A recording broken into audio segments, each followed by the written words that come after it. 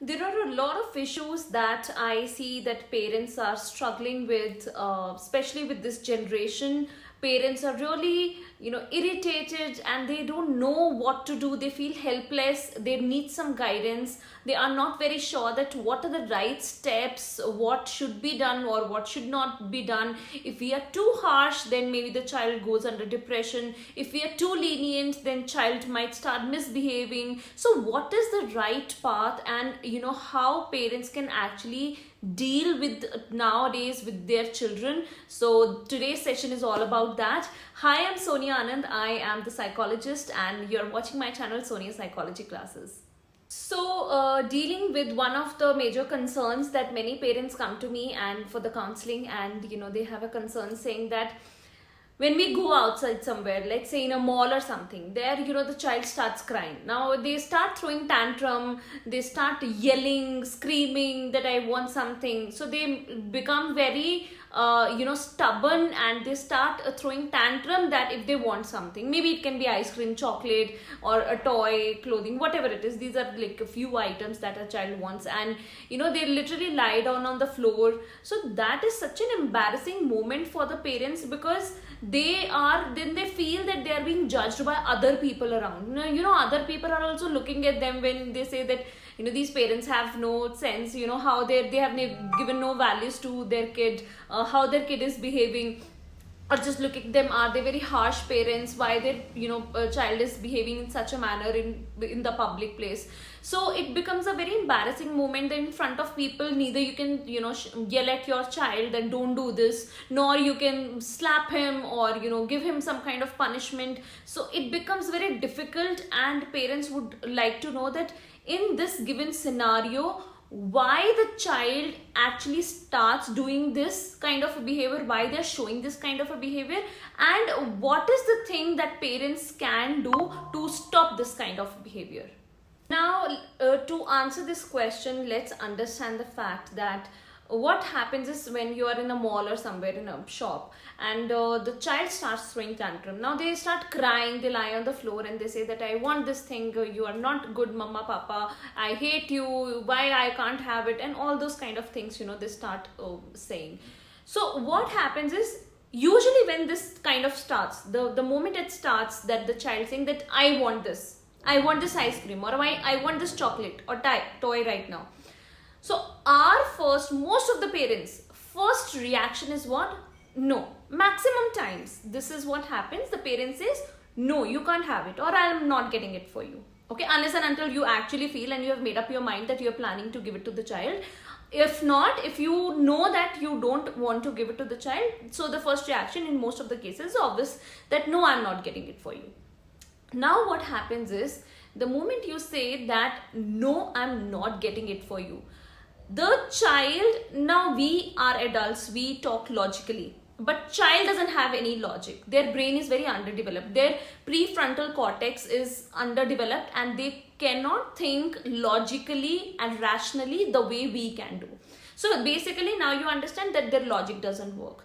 So now what alternative he has? He made a demand that I want this chocolate or I want this ice cream. You said no, you cannot have it. Now what is the alternative? He knows that now to get the ice cream or the chocolate, either I raise my voice, or I start crying, or I throw a tantrum, so that they listen to me. So basically I have to raise my voice because they are saying no to me, they're not listening to me. So that is the alternative a child has it. So that obviously they will choose that kind of an alternative and they go for it. And not just this, they even start saying very emotional statements, passing emotional statements, or saying things like I hate you guys, you are not good, or you are not good mama, you're a bad mama, or you are so mean to me, you always say no to everything. So what happens is, sometimes some parents get very emotional, especially the mother is the more emotional one. So she gets emotional that my child is feeling that I am a bad mother, I don't do enough for them. Or they say, you always do like that, you never listen to me, you always say no to ice cream and chocolate, whenever I ask for something, the first thing that you say is no to me. So this is a kind of a statement that usually children give to their parents while throwing their tantrum. So when they start throwing this tantrum that you are not good mama, you don't love me. Now this is a very emotional statement that children use many a times. This is very, very temporary. When they say you're not a good mama or you don't love me at all, that is why you keep saying no to this. So this is a temporary thing. The moment you buy that chocolate for your child, all of a sudden, with next moment, next second, you are the best mother of this world. Mama, I love you the most. You are very nice. So in this situation, what we have done is we have programmed our child. Now first you said no, that you are not going to get it. Then he started throwing tantrum, or he made, pass some emotional comments to you. You are a bad mama, you are not good, you don't love me and all that. Or, they started throwing so much tantrum that they're lying on the floor and shouting and screaming, and you are feeling embarrassed at what people are going to say or they are going to judge. So what you did, you got that thing for him. Let's say, for example, you got that thing for them. Now, what parents are doing here, they are programming the child that if the child thinks in his brain, he's thinking in his mind that if I tell my parents and if they say no to me, so I have to always raise my voice or throw a tantrum or start crying or pass on an emotional statement, then they will get it for me. So next time, he's smart. Next time he will use the same tactic for you.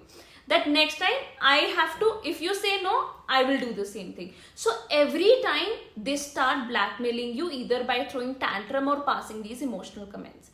Sometimes what happens, again after they are throwing a tantrum, you say no, I will not get it for you. Now they further, raise their voice. That I wanted no matter what. They start emotional blackmailing. They start, raising their voice much more. So they keep on raising the voice to this level. And if you start saying no to each time, they keep on raising. So what happens at one point of time, if you agree to them and you say yes to them and you get them the thing, because they are now raising, they are actually being very, very stubborn, so you get the thing for them. Now what has happened is that the programming has been done, that this is the level. If I cry or I emotional blackmail my parents are finally going to agree to what I'm asking for and they will give it to me. So this is their threshold. So if I'm not, at this level, if they are not giving me the thing that I'm asking for, I need to raise, and I need to keep raising till the time I reach here, because this is the threshold and they will finally give it to me. So this has been programmed in a child's mind. So that is why every time when they ask for something, they do the same pattern, they repeat the same pattern again and again, so that they go up till this level to make you work for them. Now what is the solution for this? So now what is the solution of this problem, that what should we do? How do we program our children? The only solution to this is that we need to program them so that they work according to us, and it shouldn't be the other way around. It shouldn't be like we are working according to them. They are not our parents. They shouldn't be controlling us. We need to control them, right? And kids are very, very smart. They understand our psychology better than we understand their psychology. They will always throw these kind of tantrums either in the public, like in malls and all that, wherever we go out, or when some guests have come home in front of them, because they know that my parents can now yell at me or scold me very badly or say no to me. So most likely to, they feel embarrassed, so they are going to say yes to me. So they do like this instead of asking from you in person, like all alone, when you are all alone. So in this situation, what parents need to do, you need to pay attention to what your child is asking. And whatever he is asking, give them immediately if you think they actually need it. For example, a child needs colors. Okay, you are busy. Maybe let's say you are on your laptop and you're working.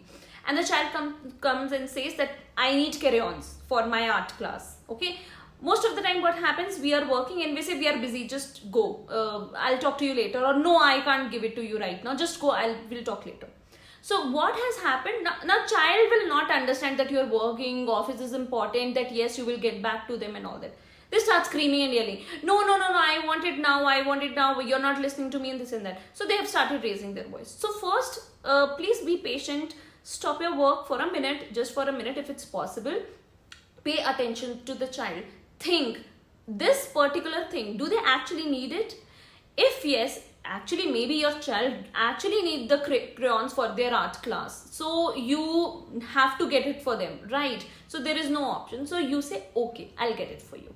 So this programming has been done in the child, that if I ask something from my parents in a very gentle and in a softer manner, my parents still will give it to me.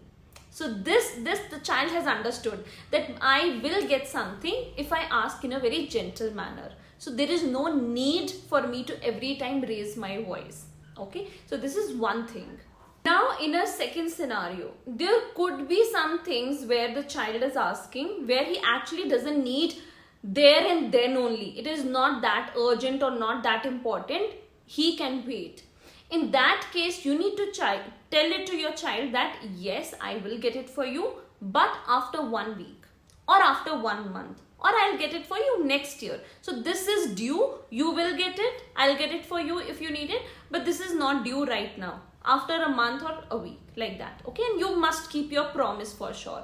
So what is happening? You're again programming your child to learn to wait, to be patient, to learn to wait till the time you have promised them to give the thing that you need to give them.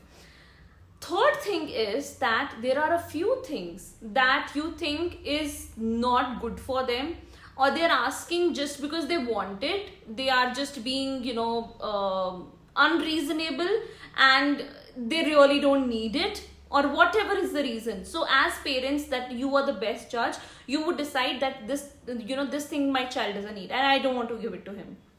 So what you do in that case, you simply say, no, I am not giving it to you. Now in this case, if they start crying, even then it's a no. If they start crying more, even then it's a no. If they really start crying very badly with their lungs out and they're throwing tantrum, the parents once said no means it's a no means no. And there is no negotiation on that. Just because a child is crying with their lungs out, just because a child is throwing a drama or creating a scene or trying to embarrass you in front of the people around, doesn't mean that you have to say yes to them. Because just in case you, after saying no a few times, if you say yes, that is the worst case scenario, because the programming has been done in a child's mind that after, throwing tantrums, my parents will finally agree. So every time I have to throw the tantrum. So now what has happened, you have programmed a child for 3 scenarios. One is that if they actually need something, yes, they will get it then and there only, because it's urgent, because it's needful, and they can even get it when they are, being very gently, they are asking for it. Second, there are few things that they will get, but not now. It is due maybe after time. So that, after a few weeks or after a month. So they are programmed that they need to wait. So waiting is also that they must learn. And third thing that they are learning here is that no means no. There is no point arguing. There is no point throwing a tantrum. No means no. So these are the 3 things: asking gently, waiting, and no negotiation, no throwing drama. So all these things, if it is conditioned in their mind in that way, if it is programmed like that, then later on in later stages, it becomes very easy for the parents to deal or tackle with the child in that very manner. Okay, so there is another solution to this problem as well. Sometimes there are some things that it is because you know that your child really wants it and you don't mind, but the problem is the budget. So when the budget seeps in, you really have to think. Like, obviously, many a times we can't just keep on giving our kids whatever they ask for. We have a budget in our mind and we need to work accordingly. In that case, you can actually negotiate with your child. Now you tell the child, look, dear, very, very politely, but very firmly. You can tell them straight away, look, I have a budget of 1,000, whatever it is, dollars, rupees, whatever. Okay. So I have a budget of 1,000. And in this given year or this given month, you can get something within this 1,000. Now you decide whether you want to go and have, play some games, you want to go to game zone, or you want to go and get some rides, or you need a chocolate ice cream, or you need this toy. Whatever you want. I have a budget of 1,000 for you today. So you decide what you want. Say this to them and then just walk away. Now the child, the moment you walk away, you start walking, the child, first thing usually what they do, they stop crying. They see that my parents are leaving me and going. Now they are going to observe your reaction. Like I said, the children understand your psychology more than you understand their psychology. So they are going to see your reaction, that how you're going to react. In case you turn back and look at them, then they know that their drama has been a success. Now you're going to get this thing for them. But if you don't bother and you keep walking, of course walk slow, don't go very far from your child. So if you're walking and don't look back, now your child knows that now I have to take a decision. So you're again programming your child to think within the budget. Now they have to take a decision what is more important for them. Now when you're going on a vacation or for an outing, like for a full day outing, a child cannot ask for everything and anything. I want chocolate ice cream also, I want rides also, I want games also, I want toys also, and everything, whatever they keep on asking for. So now what happens is they will think and prioritize in their mind that what is more important to them. That no, I want rides to go for, I don't want chocolate and ice cream, or I want games for sure, no matter what. So they will come and tell you, okay fine, I'll go with the games, I can leave this chocolate and ice cream. So now in this situation, what has happened, you have given them the decision part, the power of decision making, which makes them feel nicer and better. You're not saying no to them. This works for a little older kids, not very old, like maybe above 7, so where they can actually think, or maybe above 5 years of age, so where they can actually start thinking. So you can negotiate with them, which in a very firm but in a very polite way. So it is fair and firm both for the kids. You can work in a negotiation way that actually works for them, and sometimes they are able to prioritize their things in their mind and tell you what they want and what they can actually leave. One more solution I would like to mention here is that sometimes what happens is then that the child, suppose, is asking for ice cream, okay, and that right now he's having cough, he's not feeling well, or whatever health issue is there, so right now he cannot have it. So that time we have to say no matter what, even if the child is crying or whatever. No means no. Now in this situation, how we can handle it better, rather than saying no, you cannot have it, this is little more abrupt and very little harsh, where the kid will definitely come back, answer back with a lot of more drama, tears, and scene creating thing. But now what you can do is, you can tell them, instead of saying no, I will get it for you once your doctor tells me that you're feeling fine. I will get it for you once your medicine course is over. I will get it for you maybe next week when you're feeling better. So that is a promise, I will get it for you. Now here what has happened, first thing, you have given them a logical reason. They know that you are being kind of logical with them, you are giving a reason to a no. And it is not a straight away no. Like, we don't like the word no if somebody says no to us. Same is with kids. Kids don't like if we say no to them. They just hate this word no. So instead of saying no to them directly, we can always tell them that you will get it, but after so and so. So this kind of a negotiation, or this kind of a delay, or giving them a timeline when they can get it, is better than saying a harsh no. So maybe that works for them. Okay, there is one more problem that we have started seeing nowadays when parents come to me for counseling. They have this issue. Earlier, what used to happen, these all 90 kids, they had once in a while a slap from their parents, or they have got a chappal, or getting a beating from their parents. And this has happened with the earlier kids, the earlier generations.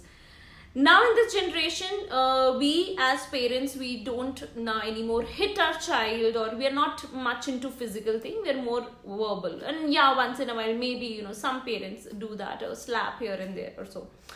Anyways, this is not the problem. Now the problem is that in this generation, what the problem is coming is that children are hitting back their parents. And this is very, very sad to see that some parents come in that where the child is hitting back the parents. Recently, there was a case when, parents, came to me and they said that they have a, so what was happening, they had a teenage boy, okay, it was a teenager, and the mother went and asked the child that, give me back the phone, you're using the phone too much, give it back to me. He said no. So she just, took the phone from him, and the boy hit his mother. So he hit her and she was quite upset. She gave the phone back to the child.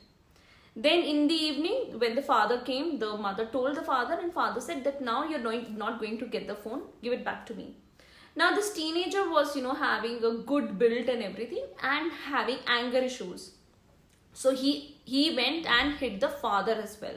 So now these parents were very, very upset. Neither they could go to the police and, report against him, nor they wanted to talk to him, or there were a lot of things. So counseling was one of the options they had, that let's go for counseling and understand that why is it actually happening and what we can do about it.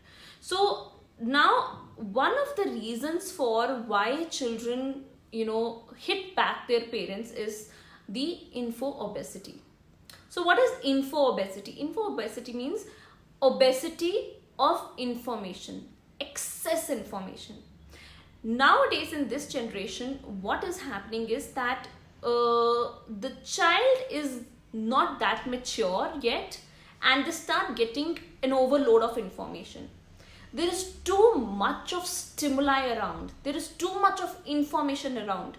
Their brain biologically is not developed that much. Their brain, their understanding level, their prefrontal cortex, their understanding, reasoning, logical, all this. So the whole brain is not developed that much, and the amount of information that they are getting from various sources around them, it is too much. So they are having an info obesity. So this overloading of information is what it is. It is through social media. Right, either movies or YouTube channels or whatsoever. So what happens is that now YouTube is not for kids. YouTube Kids is different, okay? But small children are seeing the same YouTube what you and me are watching, what adults, elder people are watching. So they are using and they can open sometimes any video that they want to. Or second thing, TV. They are watching, movies with sitting along with their parents, and sometimes there are many things that are coming in the movie, and we don't realize that even our child is sitting with us, and what is age appropriate it is there or it is not. And third is games. So most of the games, if you see nowadays that are working, are either highly stimulation games, either racing games are there or fighting games are there. Okay, so now what has happened, their stimulation level has gone up. They need high stimulants to release the dopamine in their mind.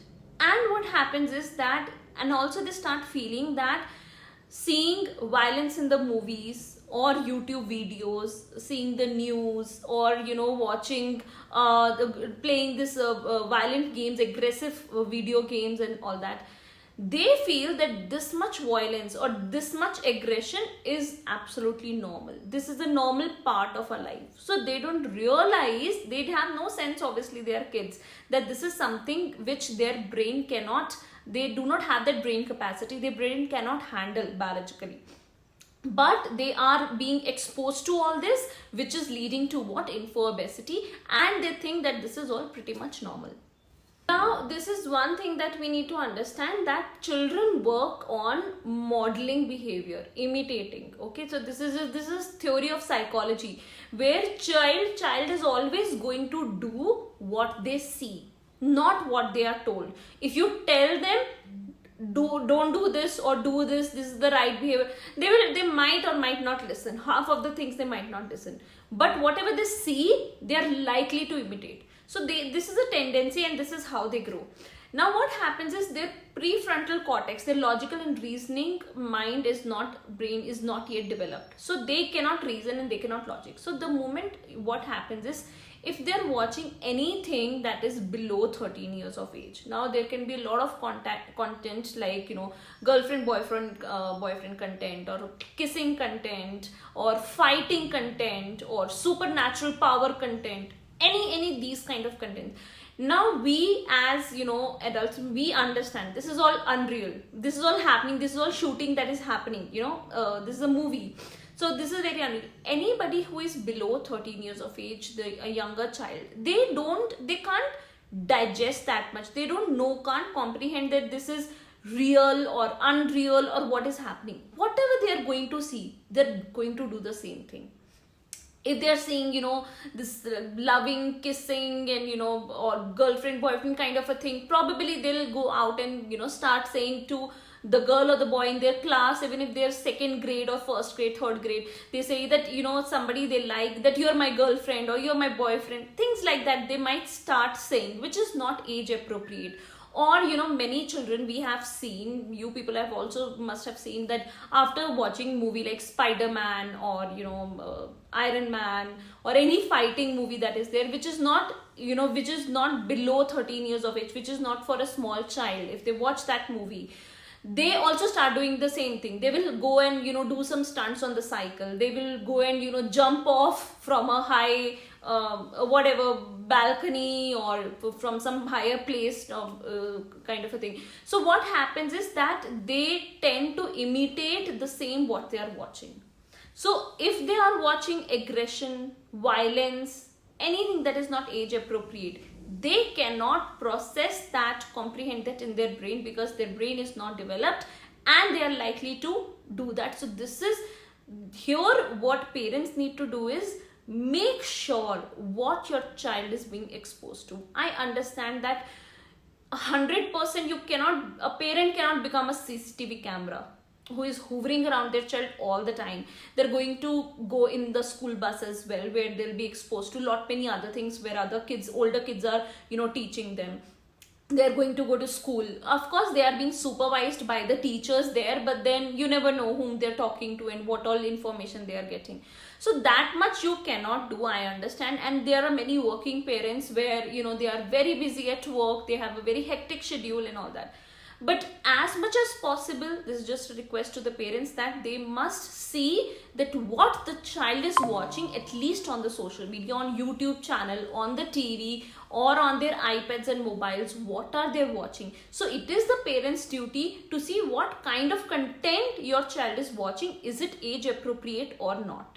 So now what is the solution here? The solution here is that when your child starts imitating, now you have already taken care of what content they are watching, but still let's say that they have watched this content already. So what is the solution after that?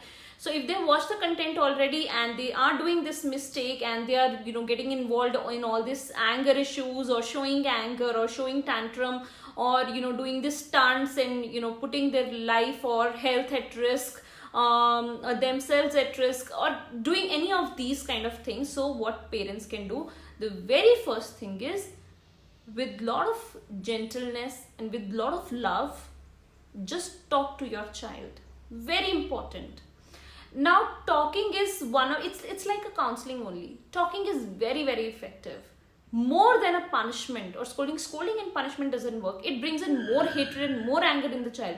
If you start scolding the child, you have no sense. You were, you know, doing all these stunts on the cycle. You could have got hurt. Are you mad? Are you crazy?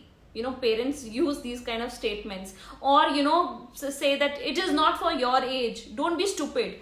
So stop labeling them, or don't punish them that you're not going out now. You did this stunt kind of a thing. I'm taking away your cycle and now you're not going out.